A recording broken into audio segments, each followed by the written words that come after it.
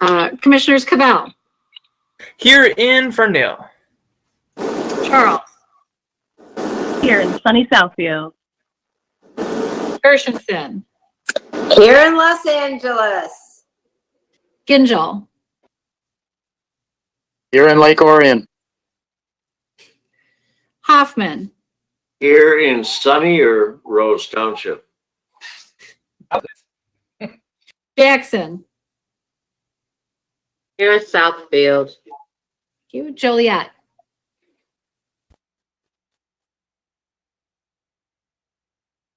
Oh, I didn't hear you. Oh, you're muted.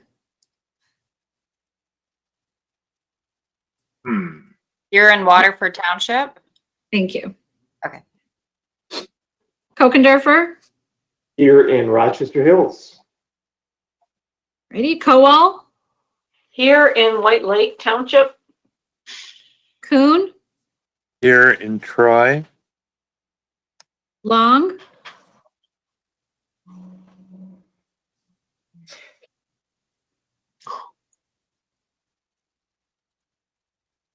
there you go. You're unmuted. Oh, did you not hear me? Now can you hear me? Yeah, I can hear you now. Okay, here in Commerce Township. Sorry, my mic was on, so I don't know. Okay. That's okay. I think the timing is off as to when you unmute. Anyway, Lubes, Here in Clausen. you, Markham, Here in Novi. you, McGilvray, Here in Madison Heights. Miller, Here in Farmington. Moss, Here in Birmingham. Nelson, Here Waterford Township. Howell, Here Pontiac. Biz, Present, Oxford Township. Weipert, I'm here attending from Southline, Michigan. and Woodward. Here from Royal Oak, Michigan. Wonderful. You have a quorum. Excellent. Tonight's the invocation is going to be led. We'll see if he can do it. There he goes. That from the Honorable Commissioner Gingell. I'll do it from his phone if he can do it. And followed by the pledge. Are you able to get through? You smiling? That's better. Well, no. There. Yeah, I'm ready, Mr. Okay. All right. There you go. Well, lead us, with the invocation followed by the pledge. All right, all bow your heads, please. Dear Heavenly Father, we just thank you for this day and for the glimpses of spring that we've had. Lord, we thank you for all that you've given to us in this nation, and especially in county. Lord, we went to us, especially in Oakland. I pray that you would give us wisdom this evening to do the people's business, that you would give us collaboration, Lord, to get to the best solutions, and Lord, that you would just keep us in a frame of mind that we are here for the people. I pray that you're with our servicemen and protecting them this evening around the world. And Lord, just pray that you would bless us and help us to prosper in Oakland County. In Jesus' name, amen. Please rise for the pledge.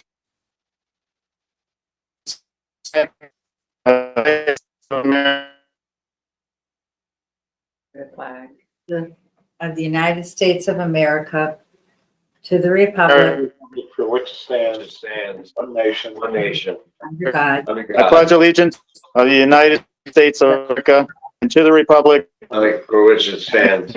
for which it stands, one nation, Nation. under God. Under God. all. Indivisible. Liberty and justice. Justice for all.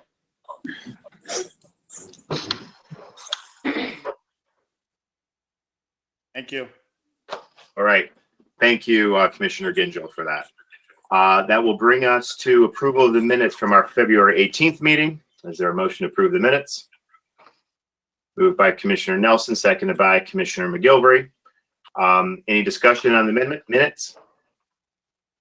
Seeing none. All in favor of approving the minutes as submitted, say aye. Aye. Aye. Opposed, say nay. Okay. Oh, no, I didn't mean that. Okay, Sorry. then let the record reflect that the minutes have been adopted unanimously. And that will bring us to approval of today's agenda.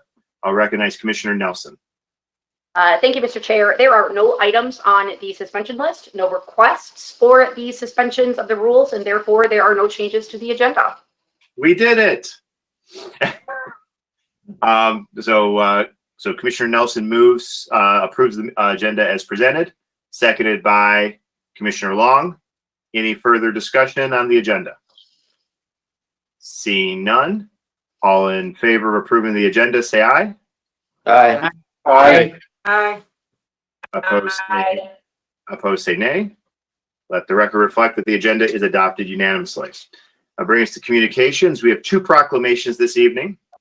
And we have other communications from the clerk's office, but I want to be mindful of the our guests' time here. And so I would like to first recognize Commissioner McGilvery to recognize the retirement of Executive Director Dan Stencil, who's led our park system for so long. So Commissioner McGilvery, the floor is yours. Thank you, Mr. Chairman. I see Mr. Stencil was here earlier. Is he still on? I'm not He sure. is still on the screen. He just And I have a coat and tie on for the last time. wow. But Where just so are you know, Mr. Stencil? just so you know, Dan, I don't have a tie on. So Good. I always tease him about putting a tie on. So, Dan, we've got a proclamation here for you.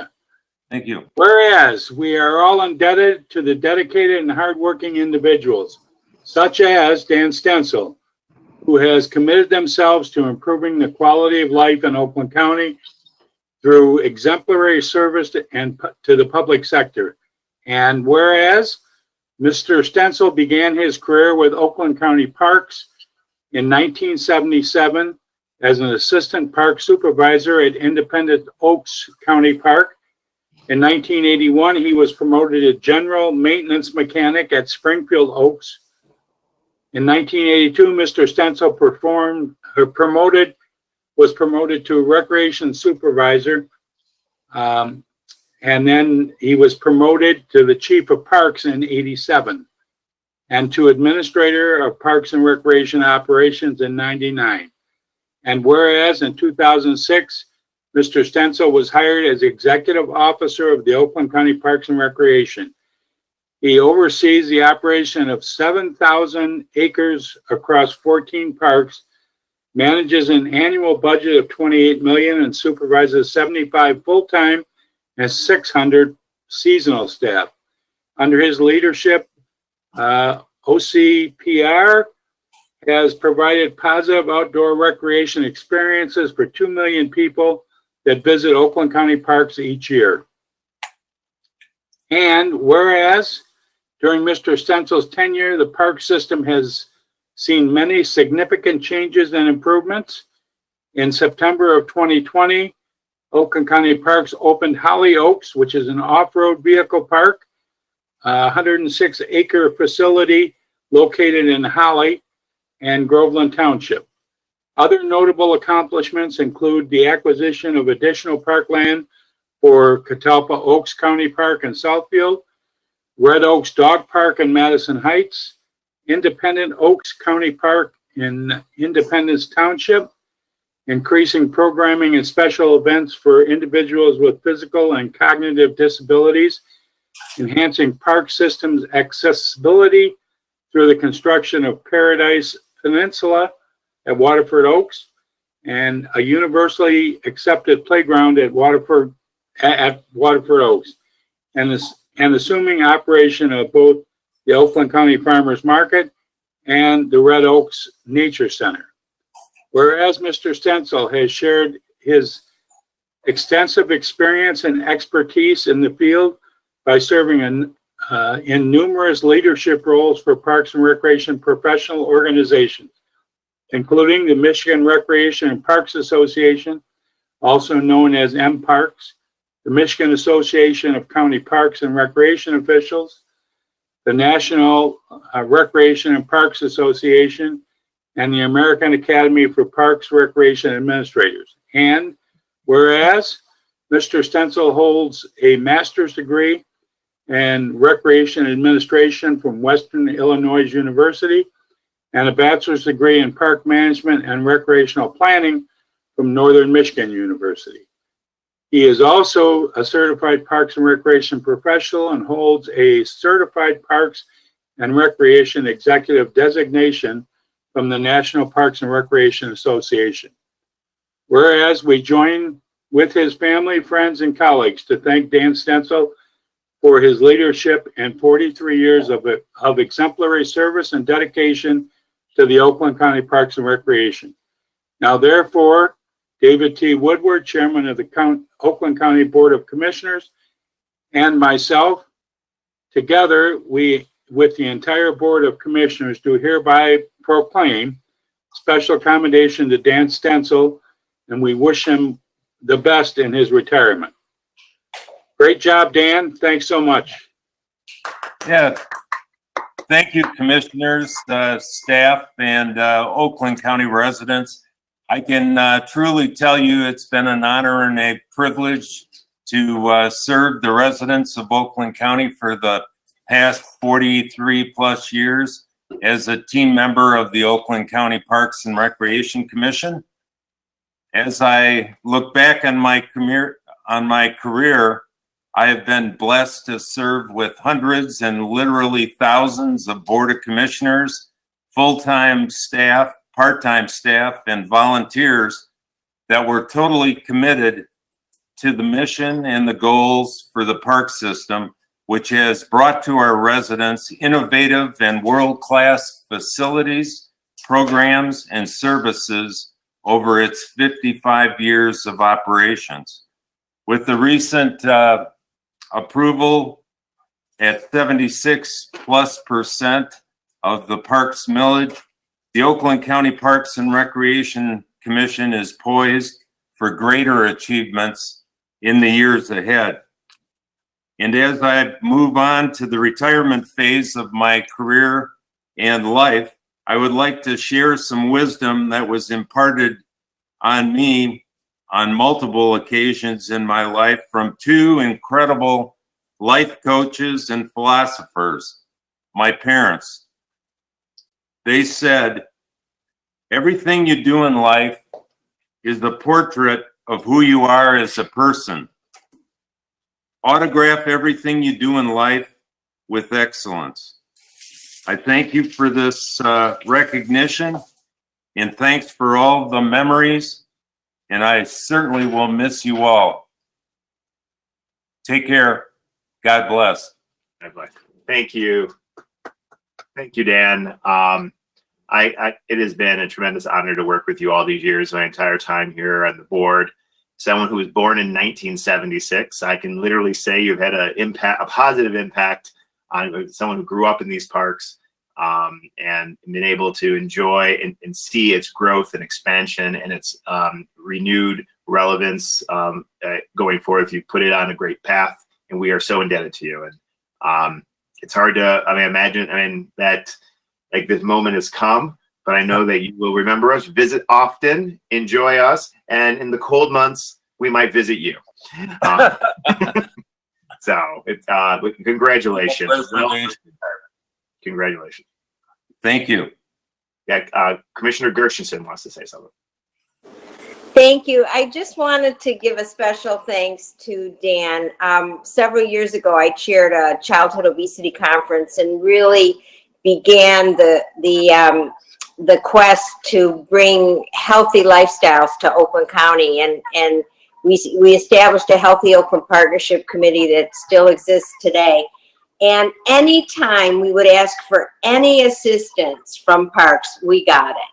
There was never any question. I just so appreciated your attitude, because your attitude was passed down to all your employees who worked, who are so committed to the health and well-being of our residents. And also, I just want to say what a great job you've done with the farmers market since it's come out under the parks leadership. So I'll miss you for sure, but it's been a great time. Thanks for everything, Dan. Thank you, Marcia. Thank you. Commissioner McGilvery. Yes, thanks, Mr. Chairman. Dan, I just want you to know that I will personally give you your proclamation since we're virtual tonight on Monday. I'll be seeing you and I'll give it to you there. Oh, thank you very much. Yep. Any other comments, remarks? Well, on behalf of the entire, Commissioner Lubes. Dan, I want to thank you for always being responsive. You're one person I could call or text, and a few minutes later, you would respond. So then it wasn't just during a business 9-to-5 work day. So your dedication and your responsibility for what happened in the parks, what's happening in the parks, really shows through to everybody. So thank you for all your work. Thank you. Sure. Well, on behalf of everybody and the entire Board of Commissioners, Dan, you've earned this retirement. We'll miss you. Don't be a stranger. And you definitely left your autograph on an incredible park system. I would put up against any other park system in the country. So thank you very much. Thanks, Steve. All right. Have a good one. Sayonara. All right. We have another proclamation this evening to honor the retirement of another, person who's left, her autographs as well. And I will call on Commissioner Gershenson to recognize Kathy Forsley. So this is a very special night for me, and I can't see everybody that's on. Is Kathy on? Yes, I'm on. Unfortunately, I don't have video capability tonight. I'm very sorry. Well, I'm just happy that you're here. I've had a ton of problems as well, but this is such an honor for me. One of the benefits of being a commissioner is the relationships we've been able to build with our incredible team at Oakland County. And of course, for some of the newer commissioners, you haven't quite had that same experience because of the meeting virtually. But Kathy Forsley is a superstar, and I have so enjoyed working and getting to know her on a personal level and her family. And I'm so sad that you're leaving us, but I know you're leaving us in great hands with Leanne Stafford. And I know you've got a future. We've got a lot of exciting things in your future, babies and all different kinds of things with your children. So I know I'll personally miss you, but I definitely plan on staying in touch. And it's my honor to read this proclamation. It's our privilege to recognize individuals such as Kathy Forsley, who've had such a significant impact on the health and well-being of the residents of our county. Kathy began her career with Oakland County in 1992 as a registered health sanitarian. In 2001, she was hired as an environmental health services supervisor, a position she held till 2003, when she was promoted to an administrator for the health division's environmental health services. From 2008 to 17, Ms. Forsley served as manager and health officer for the Oakland County Health Division. In 2017, Ms. Forsley was appointed director of the Oakland County Health and Human Services, the first woman ever selected for that role. As director, Ms. Forsley has been committed to improving the health and quality of life for our residents. Kathy Forsley is a recognized public health expert, and her leadership has focused on population health improvement through numerous collaborative efforts that comprehensively align community partners and resources around complex health issues. During her tenure, she created and sustained numerous award-winning community initiatives such as Healthy Pontiac, We Can, Homeless Healthcare Collaboration, and a countywide health improvement initiative known as ECHO. She was also instrumental in collaborating with community organizations and leaders to manage and contain the 2019 measles outbreak in Oakland County. Ms. Forsley has also assumed a lead role in advocating for health initiatives on regional and statewide levels through her involvement with the Michigan Public Health Advisory Commission, the Michigan Local Public Health Accreditation Commission, the Southeastern Michigan Health Association, the Michigan Association of Local Public Health, the Oakland County Human Trafficking Task Force, the Oakland University School of Health Sciences Advisory Board, and most recently was appointed to serve on the Michigan Governor's Public Health Advisory Council. Ms. Forsley holds a master's degree in public administration and a dual bachelor's degree in biology and environmental health from Oakland University. So it's our honor to join with her family, friends, and colleagues and thank her for her leadership, her countless contributions to public health, her many years of dedicated service to the Oakland County Department of Health and Human Services. So along with Dave Woodward and the entire board, we do hereby proclaim special commendation to Kathy Forsley, and we wish you all the best in your retirement. Thank you so much to all of you for this recognition. It's truly an honor for me. And I'm extremely grateful to this board for all the support you've shown me and the Department of Health and Human Services throughout my career. I do know that I'm very fortunate to have had a career in public health in Oakland County, where the department and public health are truly valued by the Board of Commissioners. I also know that that is something to be cherished because as I have traveled throughout the country in various public health initiatives, I've met a lot of my counterparts in other jurisdictions, and this type of relationship is something that isn't typical, I believe. I think that it's very important to realize how special our relationship is.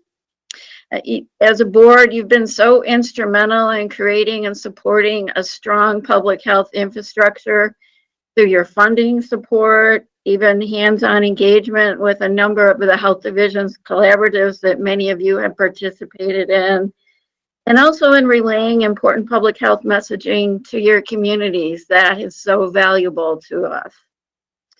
I also have to say how fortunate I know that we are as a health division to have worked under the leadership of two county executives who also value public health to the extent that they have. It's also something that is to be cherished as well. And I also have to say that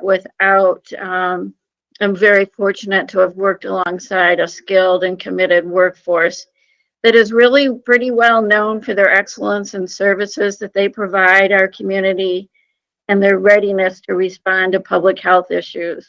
I know that we can all look around the country and see many jurisdictions, health jurisdictions, struggle in their response to COVID. But I've been very proud of the work of the health division and Leanne and so many others that have really worked hard to respond immediately to the crisis when it first became known to us. So as hard as it is to leave, I value the relationships that I have had with many of you, the work that we've done together. I'm really looking forward to the next chapter. It's a great time for me to leave for my family. They have waited patiently for many years, as there's been so many hours spent in this career that it's now their turn.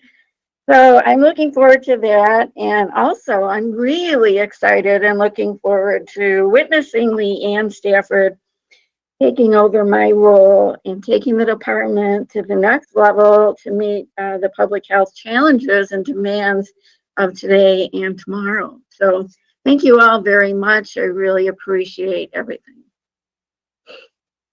Thank you. Thank you so much, Kathy. I can only imagine your family waiting for you to retire, and you just told them, you know what? I just got to get 1 year of a global pandemic under my belt before I'm allowed to go. Yeah, I can't believe I'm leaving during a pandemic, but there's always something that you're leaving behind, right? So, well, now's the time. Your leadership has been just tremendous. Highlighting the importance of public health at every turn, working with all different types of communities. Whether it's a small foodborne illness at a localized restaurant to a relatively small like measles outbreak to the response that you led. And I helped lead this organization through arguably the greatest health crisis that any of us in our lifetime have ever experienced. And it is a testament of your leadership, your calmness, your steady leader. I cannot tell you the confidence that I've encountered with people who talked to you or worked with the health department and incredibly talented staff that without question leaps and bounds above other agencies of our sort. And it is truly a testament of your leadership all these years, building it, investing in it, cultivating it, and putting us in such a better position that we are today because we've had the opportunity to work with you. So Kathy, thank you. Best of luck in your retirement. Thank you so much.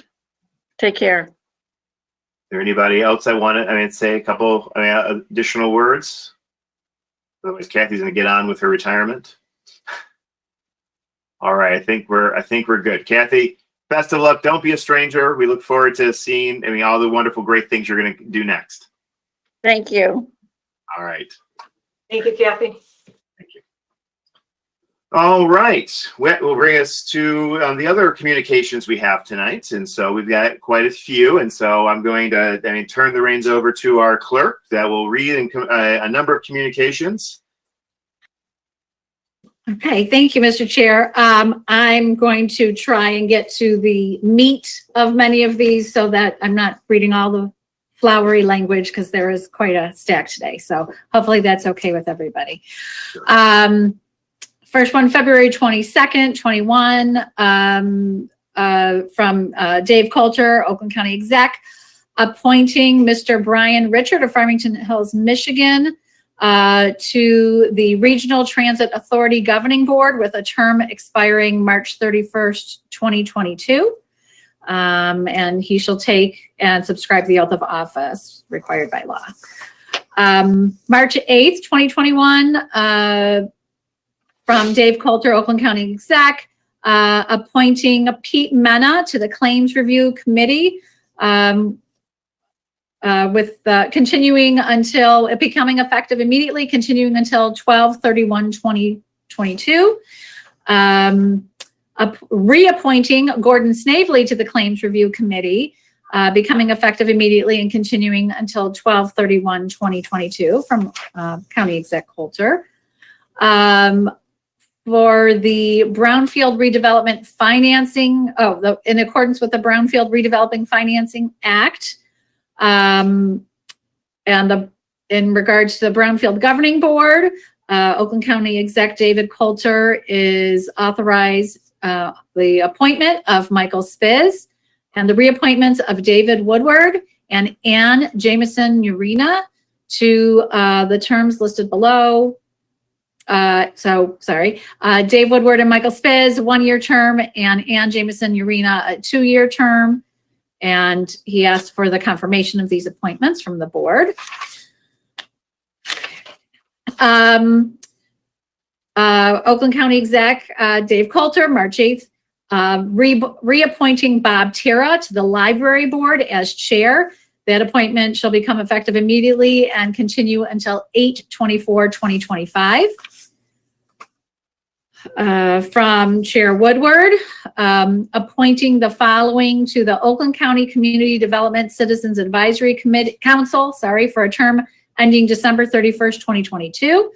The 6 local officials are Kelsey Cook, Lisa Dill, Rick Hamill, Paula Milan, I hope I said that right, Donna Squalls, and Kermit Williams, with an alternate member as Kathy Forsley.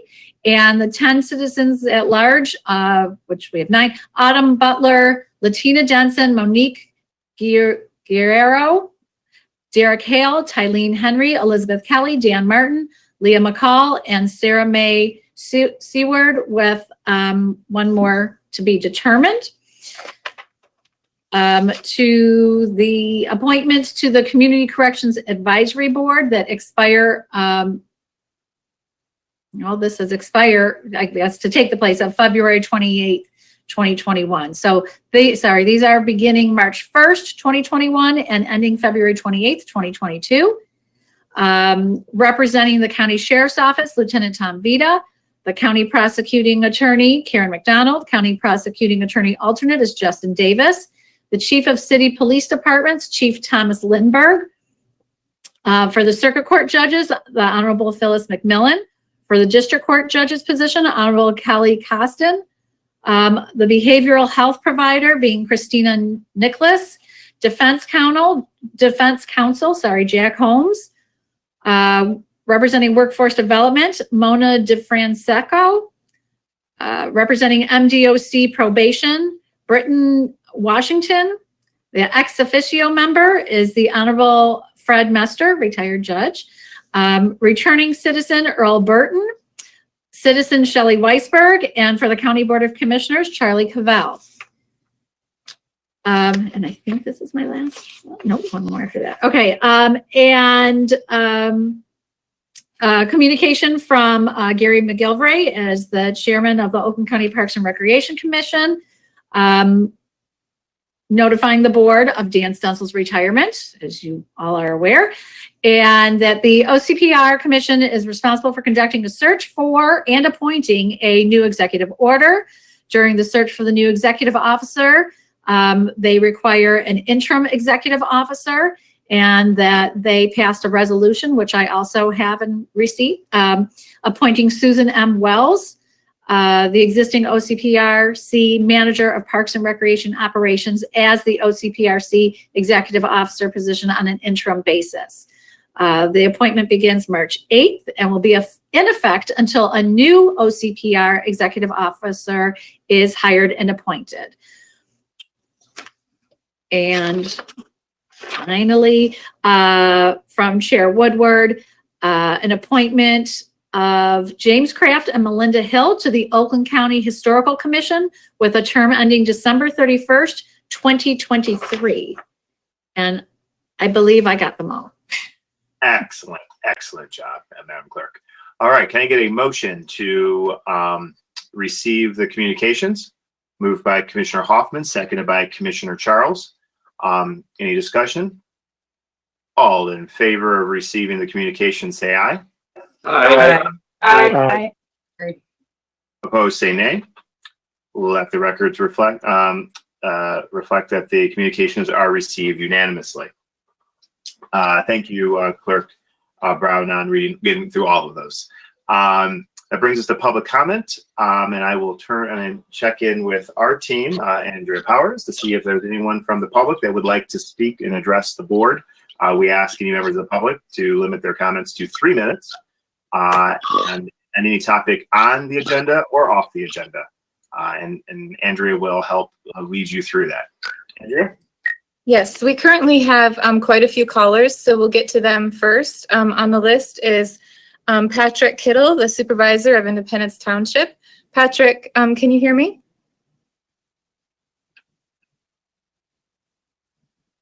Patrick, are you able to speak?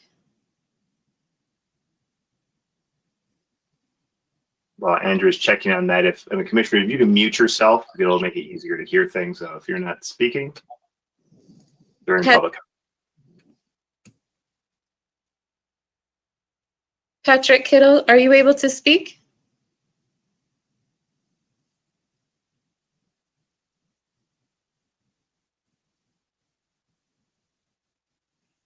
Fred Miller, are you able to hear me?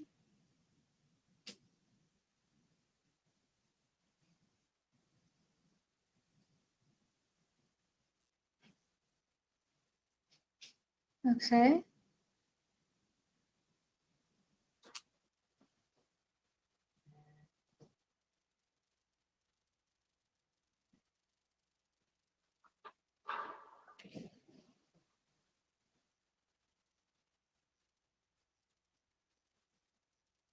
Patrick Kittle, can you hear me?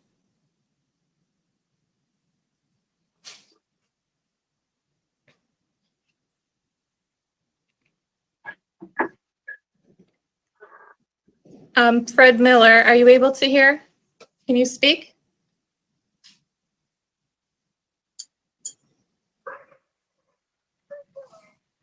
Let's, Megan or anybody, I mean, Andrew's, unless he manages the other, oh, Yes, I think I got it on this other system now, so I just have to bring. Either of us. This is Fred Miller. Hi. I'm the second speaker, and the first one has been trying to talk to you. Okay. Fred, we can hear you. Can you? My name is Pat Kittle, Independence Township Supervisor. Can you hear me? Perfect. I can hear you now. excellent. Well, welcome Supervisor Kittle. Supervisor Kittle, you're welcome to speak freely for 3 minutes. I'll set the timer.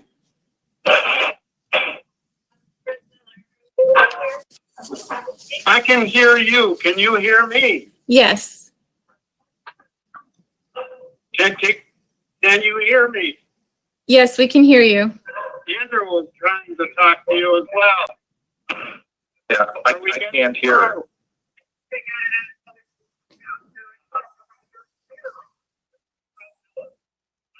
Yes, that's me, Fred Miller. Okay. Can you hear me? Yes. Can you speak? Yeah. We can hear you. So from Independence. Andrew, do you want to speak first? You were trying to get in there. Okay.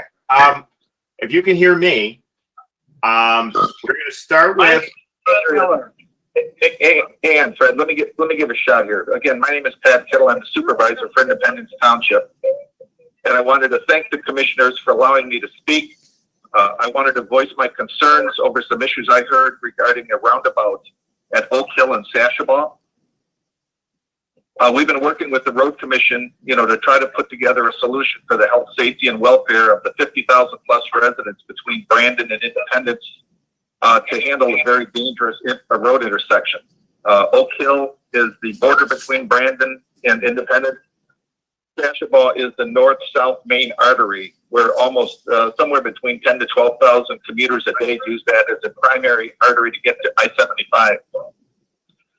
The particular intersection in question has been a source of many accidents, severe accidents, and we've been trying to come together with the road commission to come up with a solution. We had four-way stop signs, we had four-way flashers, and we finally were applied for a federal grant, safety grant, and my understanding we met the warrants because the grant was awarded to us, whereby we were eligible to get like 66% funding for a roundabout. We feel that the roundabout is an optimal solution for this interchange because one, it will slow down the traffic. Two, it will allow traffic to traverse between the two communities without the backup that we are now experiencing, and will allow east-west commuters to traverse safely through the intersection as roundabouts are supposed to do. We just wanted to let the commissioners know how important this interchange is and the work that the road commission is doing to work with us. And we appreciate any support that the county commissioners will provide. That is the end of my statement. Thank you very much for your time. Thank you, Patrick. Fred, I'll turn it over to you. Thank you, Andrew. Can you hear me? Yes. This is Fred Miller. I live in Pleasant Ridge, and I'm active with the Oakland County Climate Campaign. And I want to take my couple of minutes to say something about climate and Oakland County. I understand that the county and you commissioners are working on getting a sustainability officer and beginning to take some action on climate change. And I applaud this intention and hope that it results in bold action. I know a lot of us have watched recently the extreme weather in the south as the polar vortex pushed through. We've watched extreme weather in the west in recent years with fires and drought. We've watched extreme weather in the Midwest with extensive wind damage. And what we see repeatedly is that the people who suffer the most are poor communities, the elderly, and the disabled. Every effect of these disruptions is multiplied for people without the means to protect themselves and for people with vulnerability. I'm 73 myself, and I wonder at what kinds of challenges my kids will face and this county will face when my kids are my age, given the way events are going. Extreme events, heat waves, precipitation, drought, and the wandering of the polar vortex southward are increasing in extent and frequency due to our flooding of the atmosphere with greenhouse gases. And so I'm asking the county and the county commissioners to take really bold action to not only to curb our own input for climate change, to show leadership, and to prepare to protect our vulnerable populations from the effects of climate change that can't be avoided. I hope that the entire county will follow the lead of the county commissioners, take bold action, take up this challenge with you. Thank you. Thank you, Fred Miller. Next up is Sari Grossman. Sari, can you hear me?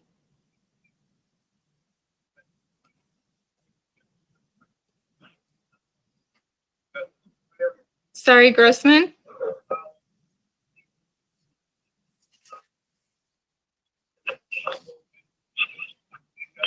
I am caller number 3, I believe. Can Yes. you hear me? Yes, sorry, you're, Hey, yeah, this you're is next. Jeffrey Nolis here.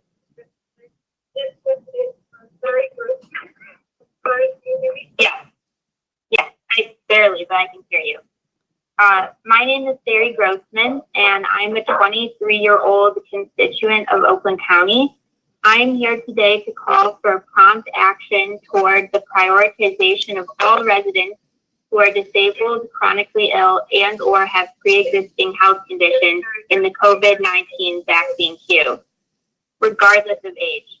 As a chronically ill young adult, I have been left behind by my own county.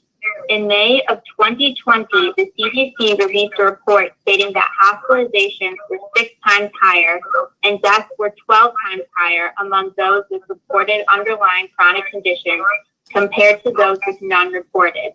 At every age, the more comorbidities present, the higher the risk of COVID-19 complications and mortality. If the vulnerability of chronically ill people has been known for so long, then why is someone with my identity still ineligible to receive the COVID-19 vaccine? Why is the county only acting upon the vulnerability of the elderly and not those of the disabled and the ill? Presumably, this is because people wrongfully expect that these two groups always coincide. Additionally, the longer the virus remains in a person's body before being killed by the immune system, the greater the chance the virus has to mutate, as the virus can only replicate and mutate within a human host. Theoretically, by not swiftly vaccinating immunocompromised individuals who often take much longer to fight off the virus, if at all, the public is at a greater risk of being harmed by novel variants. Ignoring the vulnerability of immunocompromised people is not just ethically wrong, but it is also a public safety hazard. Oakland County has prided itself on its fast vaccine rollout targeting those who need it most. But by assuming that all young people are healthy and will survive the coronavirus unharmed, the county has implied my medical needs are unimportant. The county has deemed that my life is not a priority to protect. If Oakland County wants to follow the science, it's time to include those of us who are currently forgotten, the disabled and chronically ill young members of our community. We must immediately receive eligibility for the COVID-19 vaccine. Thank you for your time. Thank you, Sari.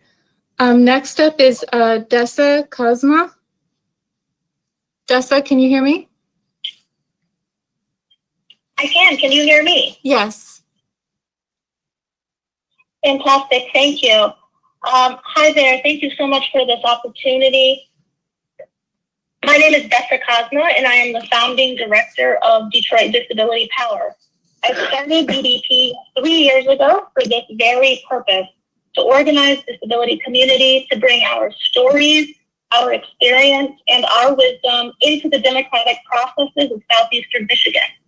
Despite being a significant and diverse part of every city, county, and state, too often disabled people as a group are excluded, neglected, and forgotten. I have 38 years, my entire lifetime, of experience with ableism. I could rattle off the ways that this has harmed me as a disabled person and harmed my disabled friends and family. Or you could look at the data. On a good day, people with disabilities are doing poorly due to discrimination and neglect in public policy. In this pandemic, the impact on our community across age ranges has been staggering. Disheartening as this is, what I also know is that it is not inevitable. There is no legitimate reason that we have to be at the bottom of the heap. This faith in a better outcome is why I organized and why I started Detroit Disability Power. It's why our members have sent more than 500 letters in the last 5 weeks to your county leadership asking to be prioritized. So what does that look like right now? It means opening up the vaccine access line to Oakland County residents with disabilities 16 years and older immediately. Please let us in the line. Since Detroit opened up access 1 month ago, today, 884 residents have been vaccinated in a month. It's not an onslaught, but it is a life-saving difference. As research after research shows that people with disabilities of all ages are at significantly increased risk of dying from COVID. People with intellectual and developmental disabilities are 3 times more likely to die. People with schizophrenia are 3 times more likely to die.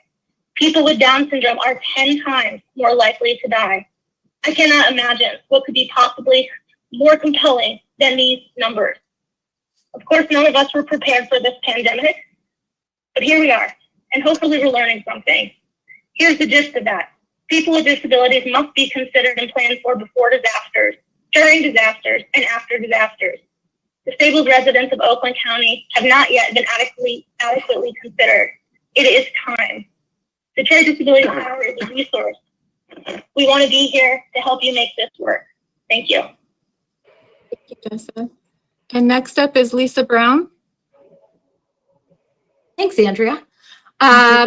Commissioners, on your agenda today, you have a resolution in regards to death certificates being issued from my office.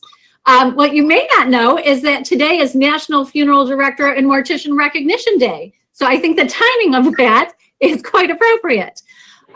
Also, last Friday was Employee Appreciation Day. And I want to take this opportunity to applaud my staff who have worked tirelessly, especially through this pandemic. They have continued to show up. When other places, when we were at a stay-home order, my staff continued to come in and process death records and birth records and everything that we do in actually every division. And I also wanted to clarify that I know there was some press about death certificate issuance. And I want you to know that every order that comes in, the day that it's come in, that we receive an order, it is printed and put in the mail by my staff. And that the county's mail staff, mail delivery, the mail room, come by my office multiple times a day to pick up what we are mailing out. It is unfortunate that first class mail is taking anywhere from 3 days, because we do have customers that are getting the orders in 3 days, to weeks, multiple weeks. So whatever we can do, we have appointments that are strictly for funeral homes. They have a longer block of time so that they can get all the records that they need and not have to make multiple appointments or throw us off track. And I'm also working on another program to make it easier for funeral homes to order and come in person and just have those records ready. So I think this may be another piece to the puzzle to hopefully accommodate our funeral homes in getting those records to their customers and to our residents. Thank you. Thank you. And next we have Thomas Yazbek. Can you hear me? Yes, can you hear me? Yes, Thomas Yazbek from Rochester Hills. You have 3 minutes. Thank you. I want to thank the Board of Commissioners for allowing me to speak. I am also part of the Oakland County Climate Campaign. I want to express my support for the county's decision to begin planning to hire a sustainability coordinator. I'm very pleased that Executive Coulter was to create this position last year and that the commission is continuing to discuss it.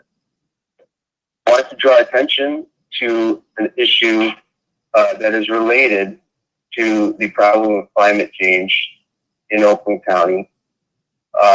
This is the issue of public transportation. I represent a group called Rochester Riders. We are a group of residents in the Rochester Hills area who are frustrated with the fact that our cities do not allow public transportation in their borders. They are not part of SMART. We've been advocating for things like RTA and for a SMART opt-in campaign in our communities. And what we would like to see is some action from the county commission to consider expanding public transportation in parts of Oakland County that do not yet have SMART coverage. I would like to certainly like to engage in dialogue with you about that. We believe, in the cities of Rochester Hills, there are over 5,000 residents who do not have cars and may not be able to drive. And we believe that fighting climate change involves giving people methods of transportation that do not involve driving. And we also believe that for people that cannot drive, people with disabilities, senior citizens, it's important to give them alternative means of transportation. So I would like the commission to consider doing some more work in the world of public transportation, and especially in some of the communities in Oakland County, like Rochester and Rochester Hills, that have so far offered less than optimal transportation options. Thank you very much. Thank you. And next we have Melissa Williams from West Bloomfield. Can you hear me? Yes, I can. Great. Good evening, Honorable County Commissioner. My name is Melissa Williams. I'm from West Bloomfield, and I have some questions regarding the Restaurant Relief Program, specifically the $1 million allocation for the software, COVID contact tracing software that was introduced back in December 3rd. I just saw the update on the Restaurant Relief Program yesterday, and this drew my attention to this. These are my questions. I have questions about the software itself, what kind of capabilities the software has for COVID tracing. If anyone could post the details of the software and its capabilities on your county website for public research, it'd be wonderful to understand what that software does. And my next question is this software required for businesses, or is it still optional? Will it be required for them to open 100%? I feel that this is a terrible imposition on our local businesses and their patrons. And I also have another question. Is this software in any way the next step before COVID passports are required for our county? Like the ones that are being used in New York right now, where you have to use a COVID tracing app on, and it's used as a passport to get into arenas, large gatherings, and businesses with proof that you've taken the very experimental immunization that many of us actually do not want to take, and proof of a COVID test. Very concerned about this and the investment of $1 million into this. I just would like to know if this is the next step before something like that is going to be implemented. Right now, I can't even get into my county building without having my temperature taken or putting all my information down on a piece of paper, which leads to my next question. How does this software abide in any way by HIPAA rights of our citizens? I'm very concerned about this software being imposed on our local businesses and the patrons. And I would like to thank you for your time and for any way that anybody could address my questions, even if a follow-up phone call. Thank you very much. Thank you, Melissa. And I do have Melissa's contact information from the written submittal as well, so we can have that for reference. Next up is Jeff Nolish from Detroit. Hey, can you hear me okay? Yes. Thank you. Good evening. My name is Jeffrey Nolish. I am the Policy Director for Detroit Disability Power. I do live in Detroit, but we work in Wayne, Oakland, Macomb, and Washtenaw counties. And I am an Oakland County son. I grew up in Huntington Woods. I went to North Middle School, went to Berkeley High School. My father was the president of Temple Emmanuel. My mom was president of the sisterhood there. And I grew up with my sister, who lived with a severe vision disability and autoimmune disease. And my family no longer lives in Oakland County. They moved to East Lansing. My father has worked for a number of governors, and he's up there now doing the same work. But the reason I'm here is because we see room for improvement, especially for people like my sister in Oakland County. Last March, a year ago, the World Health Organization reported that people with disabilities are at a greater risk of contracting COVID-19 because of things like physical barriers to accessing hygiene, difficulty in enacting social distancing, the need to touch things for information or for physical support, barriers to accessing public health information and care, the aggravation of underlying health conditions. And a month ago, to this day, the city of Detroit made people with intellectual and developmental disabilities, ages 18 and up, and their caregivers eligible for COVID-19 vaccines. And since then, as my boss said earlier, they provided 884 shots in arms to this population. No other city, no other counties in Michigan are offering this opportunity to people with intellectual and developmental disabilities, to people with intellectual and developmental disabilities ages 18 to 49. Now, the Michigan Department of Health and Human Services, they're offering guidance, and they're saying unless county governments like yours decide to do differently, which you have the option to do, all other Michiganders with intellectual and developmental disabilities ages 16 to 49 will have to wait until May. And we are here to say that is wrong. I follow Johns Hopkins University, and they have an amazing tracker tracking all of the states and territories within this country. And I'm going to list everyone that is ahead of Michigan in this moment under the same constraints as Oakland County and the state of Michigan. So Alaska, American Samoa, California, Colorado, the District of Columbia, Florida, Illinois, Indiana, Iowa, Louisiana, Maryland, Mississippi, Missouri, Montana, New Hampshire, New Jersey, New Mexico, New York, Ohio, Oregon, Pennsylvania, South Carolina, South Dakota, Tennessee, Texas, the U.S. Virgin Islands, Utah, West Virginia, Washington, and Wyoming have all found a way to include various disabled populations before May. We would love to see you do the same. Become the first. Thank you. We appreciate it. Thank you, Jeffrey. And then there's the last one caller that did not register. They joined late. Would you like to speak for 3 minutes? There's one last caller on the line.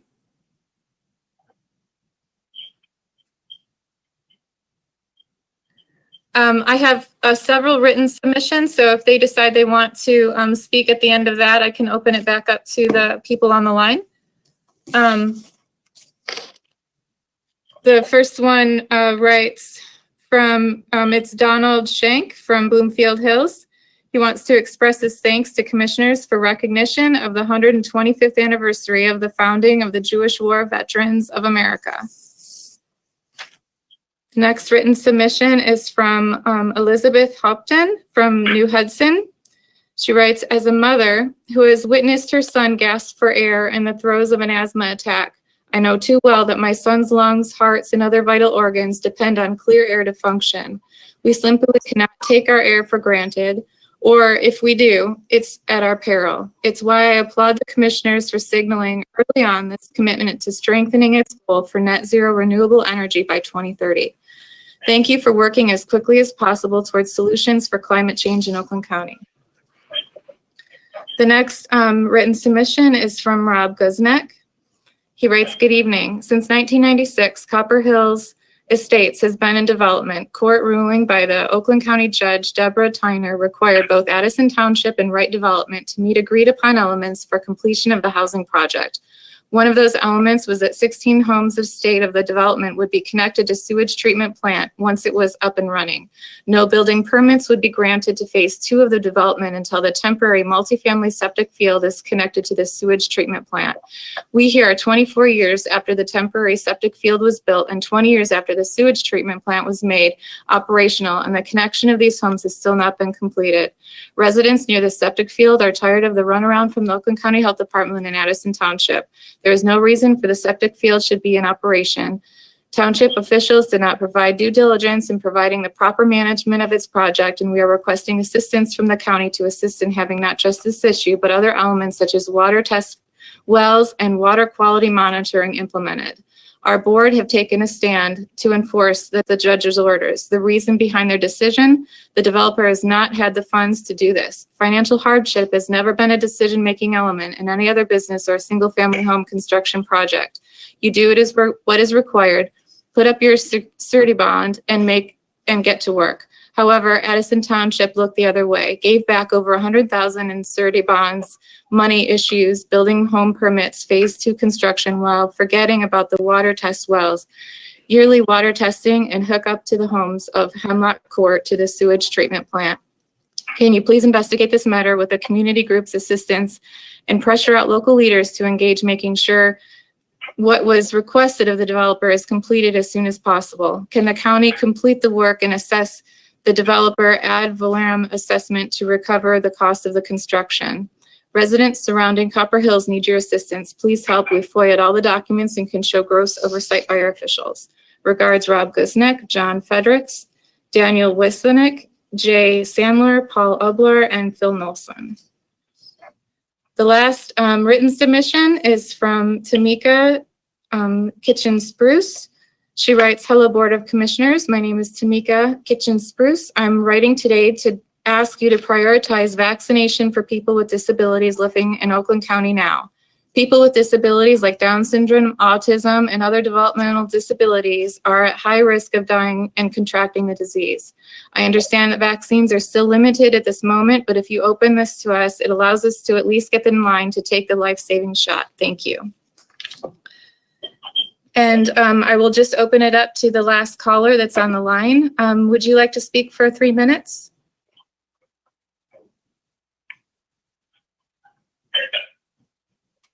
I can hear them, but they're not wishing to speak at this moment. So that completes your public comment. There's no people in the room, and there's no further written submissions. Thank you very much, Andrea. Thank you for all the callers and the folks who submitted public comment written submissions. Hearing no further public comments, I will declare public comment closed. Thank you again, Andrea. All right, that will move us to reports of standing committees. And the first order of business is the consent agenda. So can I get a motion to approve the consent agenda? Moved by Commissioner Gingell, seconded by Commissioner Gershenson. Any discussion on the consent agenda? Commissioner Spiz.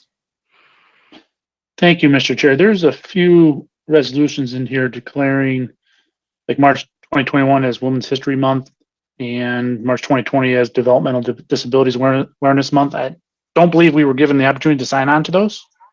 And I believe it's only have one name on them. Can we? Certainly. How about, I mean, if it's agreeable to everybody after we adopt the consent agenda, we'll adopt a motion to, or actually, I'm going to amend it right now. Move to add all commission. Well, how about we usually do it after that. So if you vote for the consent agenda, we'll add everyone's name afterwards. So all right, thank you. Thank you, Commissioner Spiz. That's actually a good thing to remember going forward.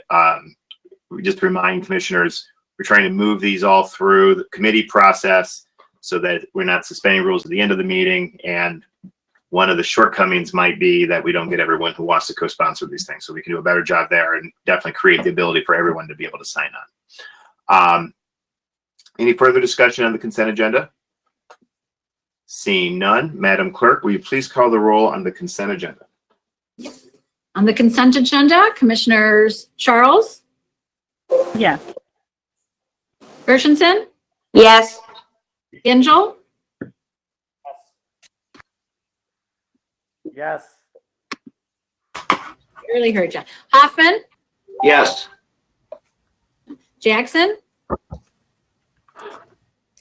Yes. Joliet? Yes. Ockendorfer? He stepped away for a second, so Okay. might want to pass him and come back. Kowal? Yes. Kuhn? Yes. Long? Yes. Lubes? Oh, no. Yes. Markham? Yes. McGilvray? Yes. Miller? Yes. Moss? Yes. Nelson? Yes. Powell? Yes. Biz? Yes. Vipert? Yes. Woodward? Yes. Cavell? Yes. Ockendorfer? All right, Mr. Chair, you have 20 yeas, 0 nays. Sufficient number voting in the affirmative. The resolution is, the consent agenda is adopted.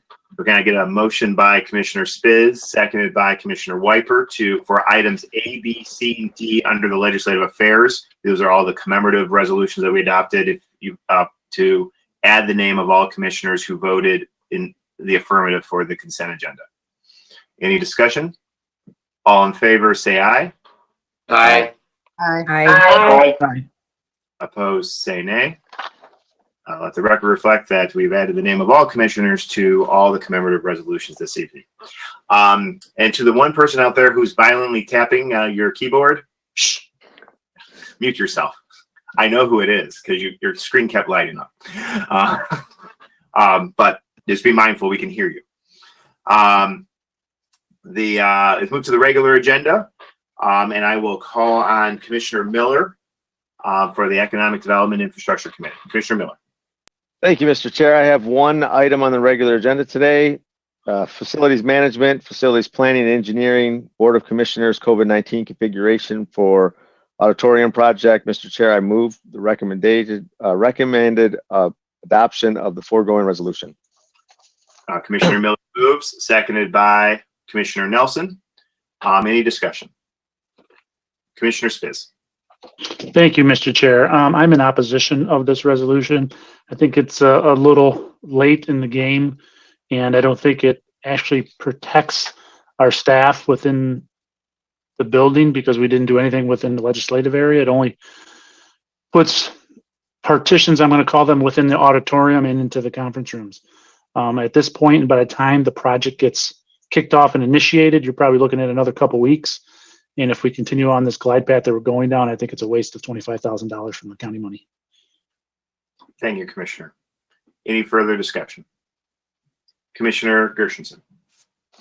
I would like to speak in favor. I think as we are all going back to work, any extra precaution that we can take to secure the confidence of the more vulnerable commissioners, I would support.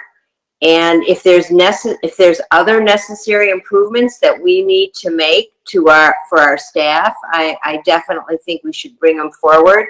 I believe I just read today that we will be getting more stimulus money, and I would think this would probably be reimbursable. But I think to encourage the confidence of all of our staff and fellow commissioners, any steps that we need to take, I would support. Thank you, Commissioner. Any further discussion? Seeing none, Madam Clerk, please call the roll. On the resolution, Commissioners Gershenson? Yes. Gingell? No. Hoffman, No. Jackson, Yes. Joliet, No. Kokendorfer, Go away. Kowal, No. Kuhn, No. Long, No. Lubes. You don't think it'll, oh, it came out blue. I'm sorry, could everybody mute? I'm sorry, Lubes, I couldn't hear you. Yes. Thank you. Markham, Yes. McGilvray, Yes. Miller, Yes. Moss, No. Nelson, Yes. Powell, Yes. Biz, No. Wipert, Yes.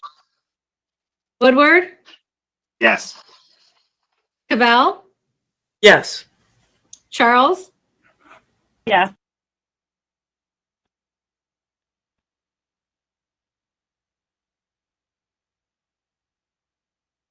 Mr. Chair, you have 12 yays, 8 nays. Sufficient number voting in the affirmative. The resolution is adopted.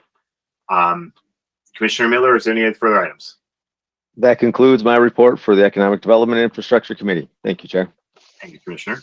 That brings us to the Finance Committee. I recognize Commissioner Gwen Markham.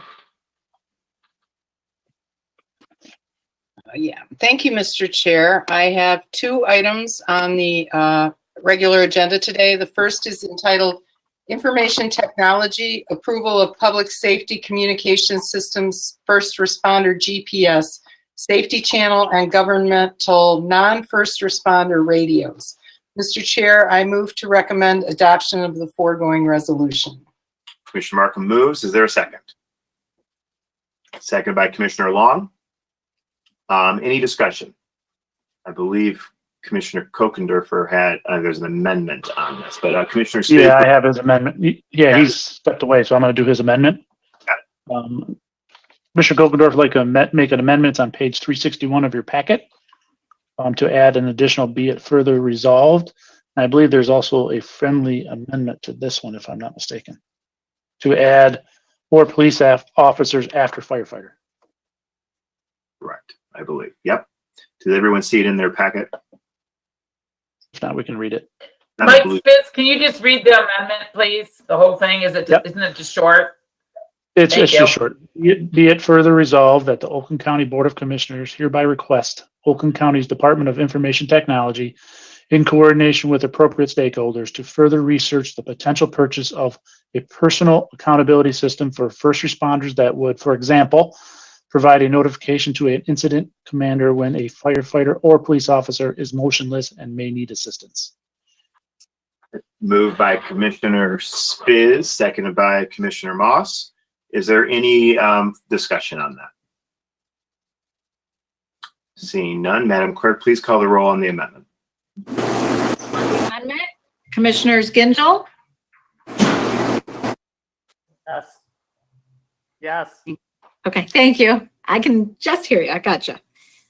Hoffman, Yes. Jackson, Yes. Joliet, Yes.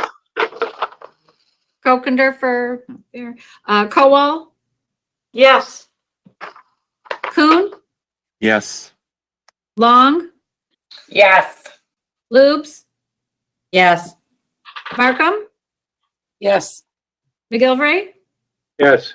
Miller, Yes. Moss, Yes.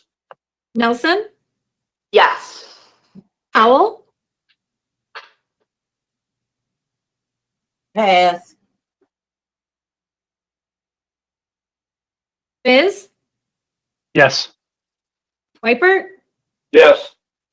Woodward, Yes. Cavell, Yes. Charles, Yes. Washington, Yes. okay, Powell, I think you passed, if I heard you correctly. I'm a yes vote now. You're a Well, yes, yes? Yes. Yeah, thank you. Okay, and no Kokendorfer. So, Mr. Chair, you have 20 yeas, 0 nays. Sufficient number voting in the affirmative, the amendment is adopted. Brings us back to the main motion. Oh, and Adam appeared. We just did your amendment, sir. Look at you're very efficient. Can you hear us? All right. So we are back on the main motion. Is there any discussion? Joke's not funny if you can't hear me.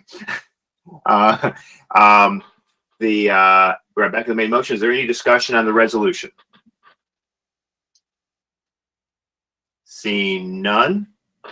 Madam Clerk, please call the roll on the resolution.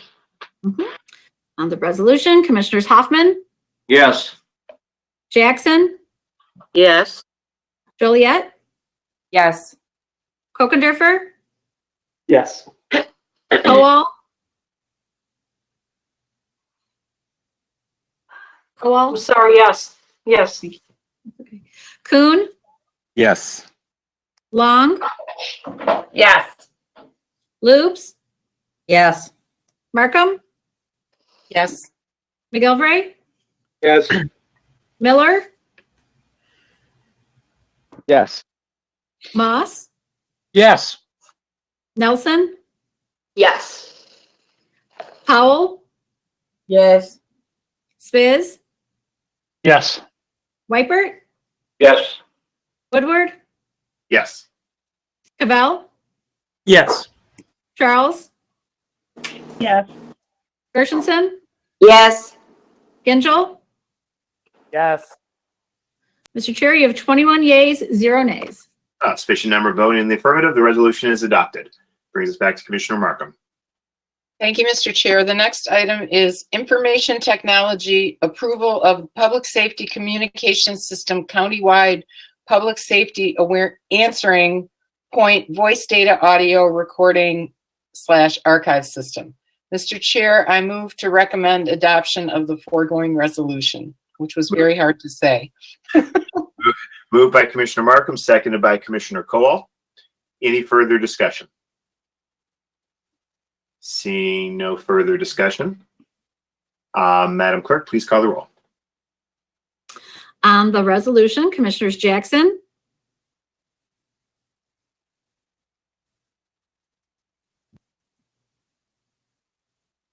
Yes. Joliet, Yes. Kokendorfer, Yes. Kowal, Yes. Kuhn, Yes. Long, Yes. Loops, Yes. Markham, Yes. McGilvray, Yes. Miller, Yes. Moss, Yes. Nelson, Yes. Powell, Yes. Biz, Yes. Wipert, Yes. Woodward, Yes. Cavell, Yes. Charles, Yes. Gershenson, Yes. Gingell, Yes. Hoffman. Yes. Mr. Chair, you have 21 yeas, 0 nays. Sufficient number voted in the affirmative, the resolution is adopted. Commissioner Markham.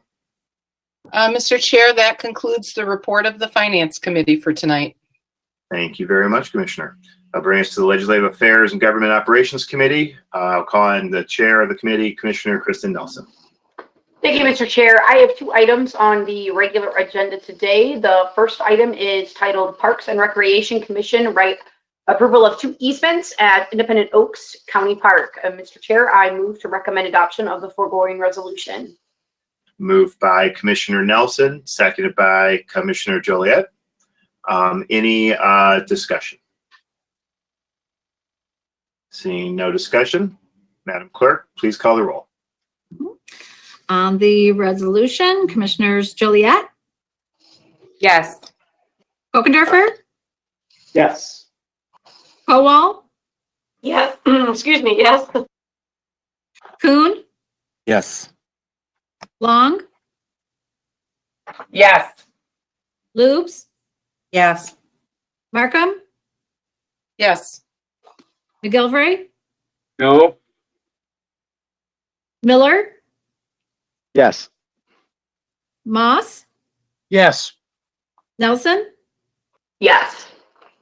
Powell, Yes. Biz, Yes. Whitebird, Yes. Woodward, Yes. Cavell, Yes. Charles, Yes. Gershenson, Yes. Gingell, Yes. Hoffman, Yes. Jackson. Yes. Mr. Chair, you have 20 yeas, 1 nay. Sufficient number voted in the affirmative. The resolution is adopted. Commissioner Nelson. Thank you, Chairman. The last item is a miscellaneous resolution 21056, Board of Commissioners improve access and to provide express delivery of death certificates issued by the Oakland County Clerk's Office to funeral homes. And Mr. Chair, I move to recommend the adoption of the foregoing resolution. Moved by Commissioner Nelson, seconded by Commissioner Jackson. Yes, I have a amendment to the resolution. Commissioner Jackson moves the amendment. The amendment is on page. I don't have the document here. 1 second. Maybe Barbara can put it on the screen. It's in the packet. It's right there in the packet. Okay. I'm sorry. Well, I I can have speak a to cheat it. sheet here that I'm using. Hold Okay. on 1 second. I believe it's the last page, page Last 3. page. Yes, there you go. See, but it's on blue. So this is a reminder for everybody. Staff puts all amendments on blue paper. So if you're scrolling through that thing, the amendments should pop out on you. So Commissioner Jackson moves the amendment, seconded by Commissioner Nelson. Thank you. Any discussion on the amendment? Chairman Woodward, could someone read it for me because my internet, I'm afraid to leave this I'll lose my internet. Can someone just read it for me, please? I'm sorry. It's lengthy, but I can I think I can most. read it. Wow, how about if it's easier, I got it right. Summarize it. Just summarize it. Summarize it. It's some corrections, some grammar corrections. Probably the main thing is the now therefore be a result. Inserted the word funeral homes to be very clear. Waiving the fees for funeral homes to the expedited mailing fees, and then last be a further resolve clause should a funeral home not receive the requested death certificate, so specifically to funeral homes, and then crossed out some of the original resolution. All right, thank you. Thank you. Any further, Commissioner Joliet? Thank you, Mr. Chair. I had originally opposed this resolution just because of the $50,000 expenditure from the general fund. I completely appreciate the intent of the resolution, but since that time, the clerk's office, as she had stated, has made some accommodation for funeral home directors to come in and actually in person with appointments, pick up as many death certificates as they need. And the resolution did draw attention to the article, and I did read the article and actually called Lynch Funeral Homes to inquire what their thoughts were. They were the ones that were quoted in the article, and they actually preferred to go in and pick up the death certificates with the appointment. That was what they did prior to the pandemic. So for that reason, I can't support an unnecessary expenditure, in my view, of the general fund. Thank you. At this is the first thing we'll vote on is the amendment before the actual resolution, but it's all tied to the same thing. Commissioner Jackson, can we take care of the amendment? We can take the vote first. Okay, we can take the vote first. I can speak during the We'll continue to talk about the merits of the issue. Any further discussion on the amendment? Seeing none, Madam Clerk, will you please call the roll on the amendment? On the Jackson amendment, Commissioners Kokendorfer, Yes on the amendment. Kowal, Yes.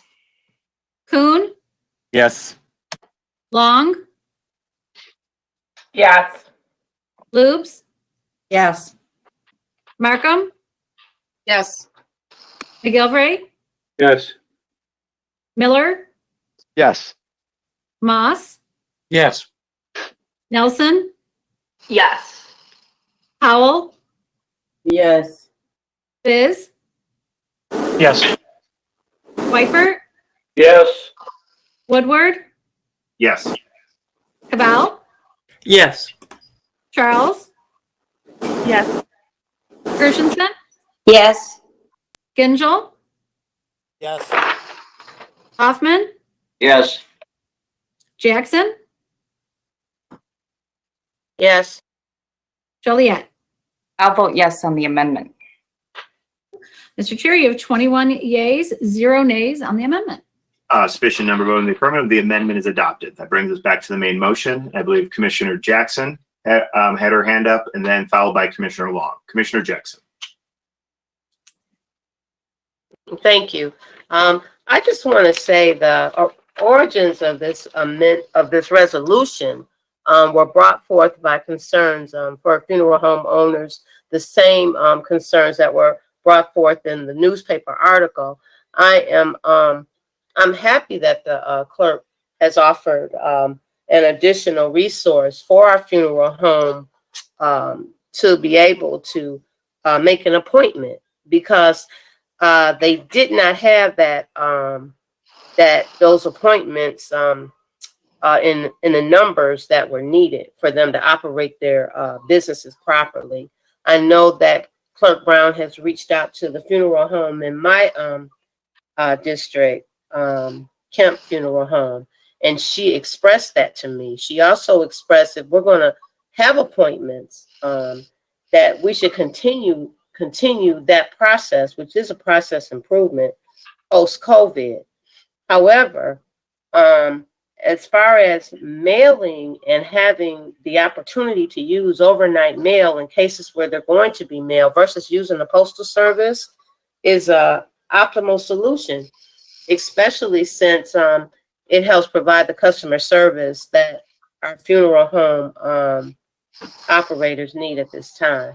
So I still feel as though the $50,000 appropriation could be well used for that purpose, when and as needed.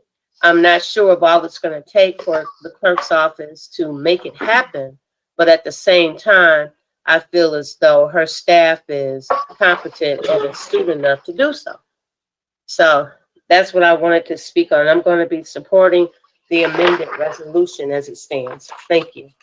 Thank you, Commissioner Jackson. Up next is Commissioner Long, followed by Commissioner Moss. Thank you, Chairman Woodward. So I just have a hard time, because I think what happened is, and maybe Dave or Lisa could correct me if I'm wrong. So we used to have appointments for them to come in and those blocks online, and then it got suspended a little bit because of COVID, not coming in person. But now I'm hearing Clerk Brown corrected that, and they're online again, and they're able to come in and get as many death certificates as they want, and they block off their half-hour time. So I am just not sure that we need this resolution at all. It seems like Clerk Brown just handled it before the resolution came up. So I'm a no, because unless I'm reading Clerk Brown wrong, I think she resolved the issue already, and in my opinion. So I don't really think that I don't hear her asking for us to appropriate the $50,000, and I just sounds like she handled the issue when she heard there was a problem, and that's what we do at the county. So I don't know if I'm reading wrong or that's correct, but I will be a no, because I think the issue is resolved. So thank you. Thank you, Commissioner Long. Commissioner Moss, followed by Commissioner. Yeah, I think this is an historic moment for me. I mean, going back a long time. I'm actually finding myself, strange as it is, agreeing with Lisa Brown after all these years.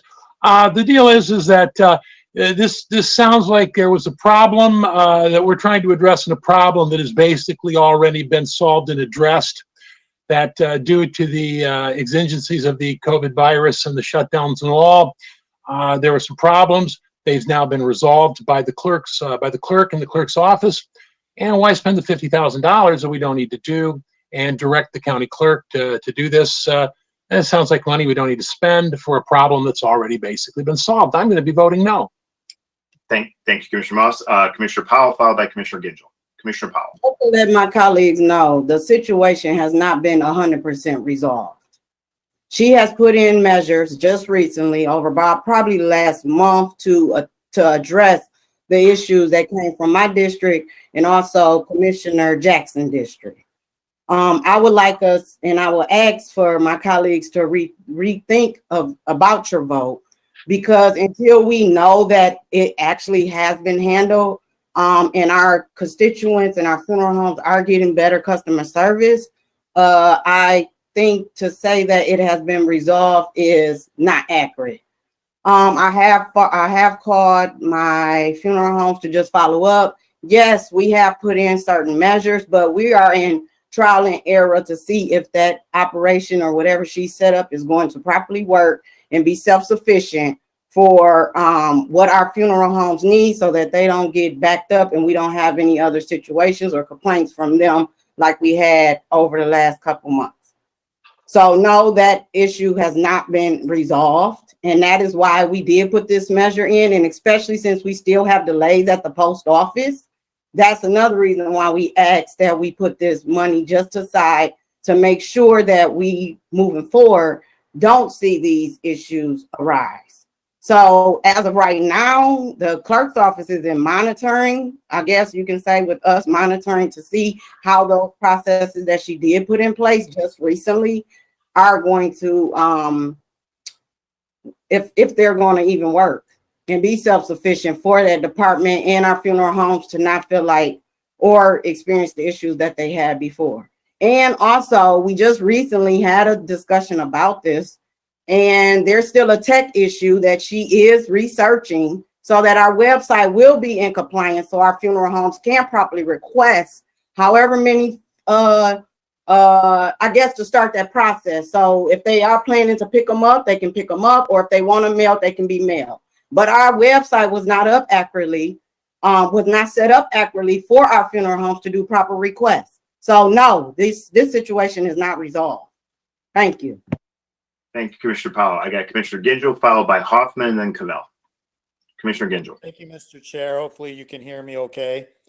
I did reach out to a funeral director who I know and have known for a long time, Pixley Funeral Homes. The owner has also been the director of the Funeral Home Association, and his comments were in line with the actions that the clerk has recently taken, although I do appreciate Commissioner Powell's points.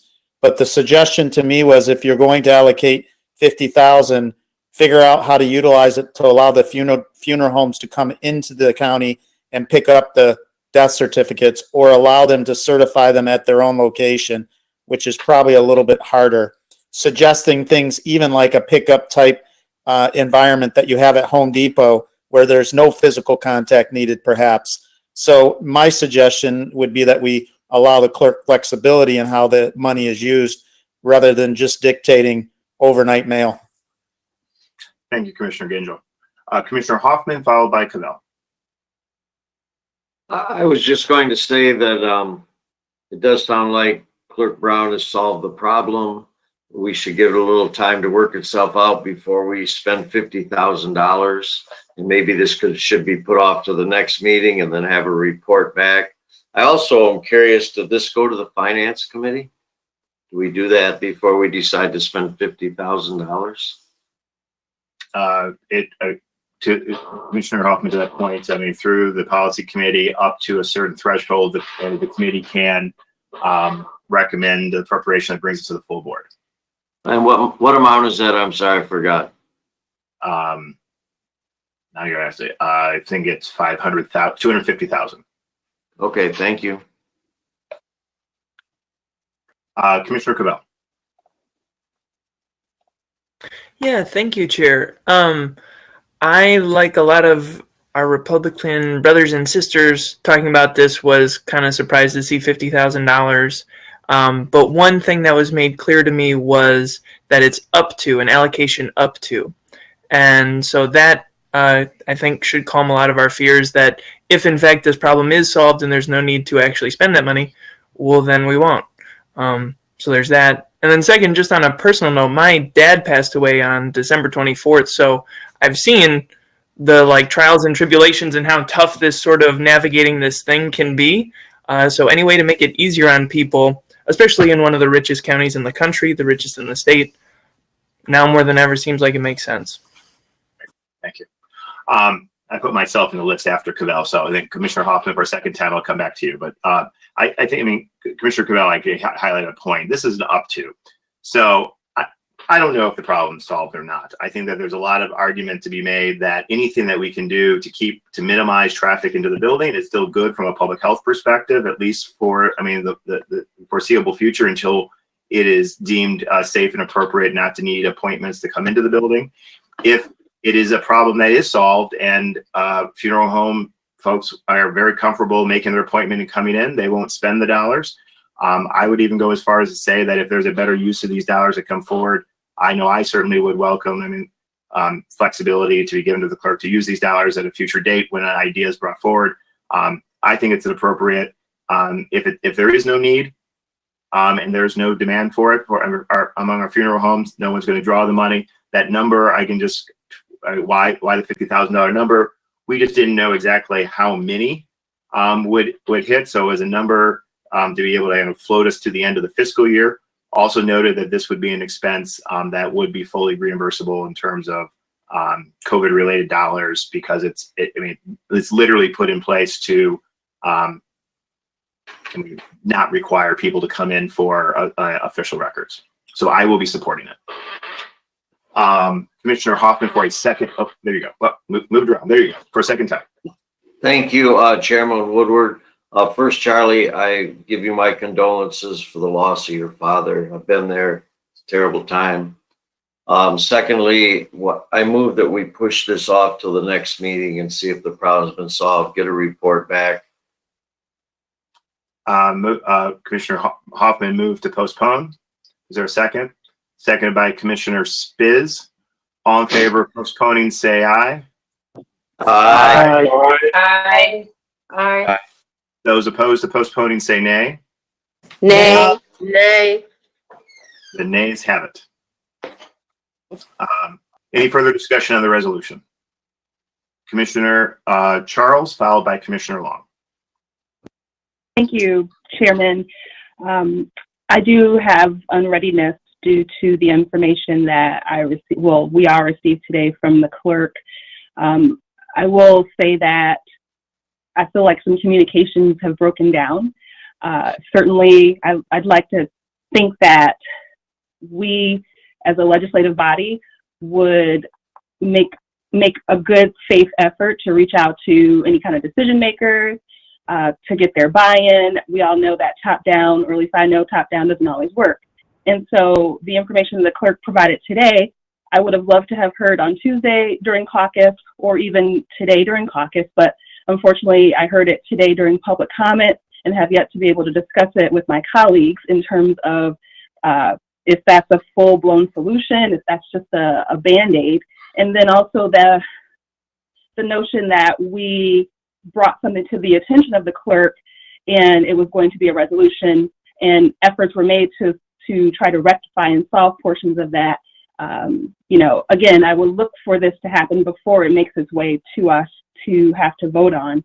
And quite honestly, I'm not sure how we're monitoring the $50,000. I'm not really an advocate right now of putting all of our faith in the U.S. Postal Service due to its poor leadership.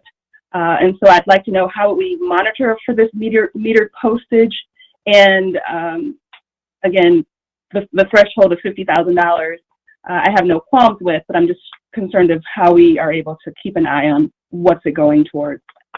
Thank you. Thank you, Commissioner, and Commissioner Long for a second time. All right, thank you, Chairman Woodward. I don't see Mike Gingell, but I really like that locker idea. I just want to tell Lisa to look into that. That might work good for picking up documents and stuff for future too, just to reduce traffic into the county even not in the COVID times, that would be convenient if it was by a door that you didn't have to walk in the county all the way and stuff, if it would work. I just thought that was kind of a good idea. So just passing it along to Lisa. I like that locker idea that Mike said. Commissioner Long, I will work with you. Maybe a drone program. We can have like records like sent through the mail, high through the air. Two, I just want to make a point to Commissioner Charles' point of view is that this is, I mean, money that's set aside specifically for this and will be drawn at the direction of the clerk's office. And if it's not necessary, it won't be drawn at all. And if it's drawn a little bit, it'll be a little bit and appropriately coded for all reconciliation. So we would know how much is drawn out of it if it's needed. And maybe if in fact the problem completely solved is not there, maybe there's another opportunity in the future to use these dollars for something else. I think we're ready to vote, but Commissioner Jackson, I'll give you the last word for a second time on the resolution. Thank you very much. I just want to say that I appreciate all the comments that have been given because it does illustrate that we're really thinking about this, that we really want to help serve our public, because that's the main thing. We work for our taxpayers, and our funeral homes and our businesses are very important to support. But I want to say one thing that kept coming up is that this doesn't have to be the end all be all in this matter. I mean, Clerk Brown can come up with other ideas that may suffice as well. The funeral home in my district said she'd love to have some type of Amazon box or somewhere in the county. They could just come and pick them up and not even have to have face-to-face communication at all. So I don't know how feasible that is for you, Clerk Brown, but right now we are at a point where we're just trying to do a business process improvement to help our constituents and businesses in our community that have expressed that need. I mean, we're not just coming out of the clear blue sky saying, please change your procedures. We are acting upon the request of businesses in our community. So, and they represent small business, and we want to help them. We want to help them thrive. So I'll end with that there, and I'm looking forward to the vote. I'm going to be voting in favor of this resolution. You're the sponsor of it. I hope so. Commissioner Jackson, thank you very much. With seeing no further comment, Madam Clerk, please call the roll on the resolution as amended. On the resolution as amended, Commissioners Kowal, No. Kuhn, No. Long, No. Lubes, Yes. Markham, Yes. McGilvray, Yes. Miller, Yes. Moss, No. Nelson, Yes. Powell, Yes. Biz, No. Wiper, No. Woodward, Yes. Cavell, Yes. Charles. Yes. Gershenson, Yes. Gingell, No. Hoffman, No. Jackson, Yes. Joliet, No. Kokendorfer. No. Mr. Chair, you have 11 yeas, 10 nays.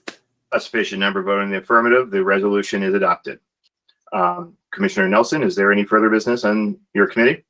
Thank you, Chairman Woodward. That concludes the report of the Legislative Affairs and Government Operations Committee. Thank you, Commissioner. There were no items under the Public Health and Safety Committee. All those items were taken up under the consent agenda. It brings us to reports of special committees. There are none. Reports of special order business. There are none. Unfinished business. There is none. New and miscellaneous business. Madam Commissioner Nelson.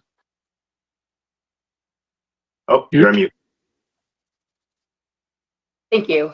Thank you, Mr. Chair. I have a resolution. Board of Commissioners establish Healthy Aging Oakland County Ad Hoc Committee, and I'd like to request that this resolution is referred to the Public Health and Safety Committee. Referred without objection. Any other resolutions for introduction? They're not on my list, so don't see any. Okay. I'll move us to announcements. Are there any announcements? Commissioner Charles, followed by Hoffman, then Cavell. Thank you. I'll be brief. Obviously, the hour is late. I just wanted to give a thank you. I was in a Head Start Policy Council meeting earlier this week, and the director there gave great kudos and accolades to the Oakland County Health Department for partnering in such a manner that has taken the burden off of the program and allowed the screenings, which are, you can lose your grant if you don't have your screenings done in a timely fashion. And so the director there was really adamant about Diane Ferber. So if that person is listening, or their supervisor, certainly want to thank them on behalf of the Bussey Head Start family right down here in Southfield. Thank you. Excellent. Thank you, Commissioner. Commissioner Hoffman, followed by Cavell. Commissioner Hoffman. What I do best. Happy birthday to Adam Kokendorfer. Saturday is his birthday. Yay. Happy birthday. Happy birthday. Birthday, Adam. Commissioner Cavell. Oh, there you are. Hi, everybody. Just wanted to say this one thing we started sharing in the Dem Caucus, but just in case you guys on the other side don't hear this, our team here in the 18th district has like a little gathering of our volunteers every Saturday at 10 a.m. via Zoom, and we'd love to have you. We've had a couple of commissioners tune in and offer their advice and suggestions, because I know we're new and would love to be collaborative with all of you. So if you have time, Saturday at 10, text me, beat me, email me, and we'll get you a Zoom link. Thank you, Commissioner. Next up, I've got Commissioner Kowal, followed by Commissioner Gershenson. Commissioner Kowal. Thank you, Mr. Chair. I just wanted to say happy St. Patrick's Day to everyone. Yay! Yay! Top of the morning to you right now. Commissioner Gershenson. I just wanted to send kudos to the administration for their commemoration of the beginning of COVID. There was an interview that was done with Leanne Stafford and the county executive, recalling the first days in the war room, and it was a very special interview. And then I thought although I wasn't able to attend the light celebration in Waterford Oaks, I did look at the pictures, and I do intend to attend when I get back. But I thought that was really very emotional and very special, and I just wanted to thank the administration for recognizing the importance of what started this incredible year. Great. Thank you. Any further announcements? I was going to echo the same thing. I mean, I think as we look at a year of reflection, of struggles, too many loved ones that fell to this virus, the heroes that stepped up to protect all of us, that now as the light at the end of the tunnel, as vaccines continue to deploy, everyone continue working hard, that now is a time for healing, and remember the importance of public service, the importance of public health, and how much I value each and every one of you who, through this entire ordeal over the last year, showed up, didn't matter how many times we met, did what was necessary for our part to make sure that our people were best served and taken care of. So thank you to all of you and your dedication, and we're going to get through this together. Seeing nothing else, we will adjourn to March 25th, 2021 at 6 p.m. or a call of the chair. Thank you, everyone. Be safe. Good night, everybody. Good night, Good night, everybody. Good night. Thanks for the kind words.